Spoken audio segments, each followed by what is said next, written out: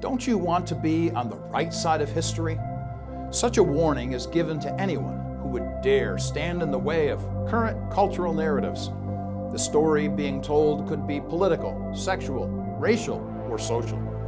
But be assured, whatever the objective, some group thinks they know what's best now for the future.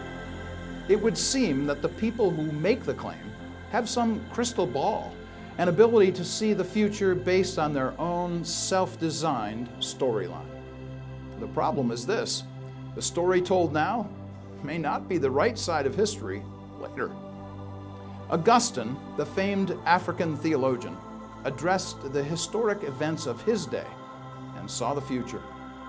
The great city of Rome was overthrown by Visigoth armies in AD 410. People in Augustine's day thought that they knew what was the so-called right side of history.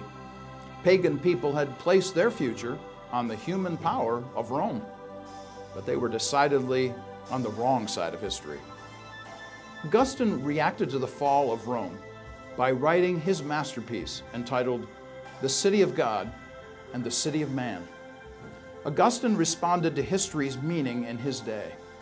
The African theologian made it clear that the fall of Rome was but one battle in the long war that humanity has waged against God.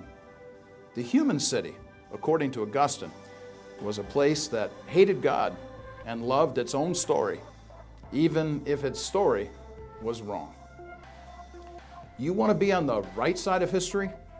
Then understand that being on the right side of history is to recognize God's direction in history, because history is His story.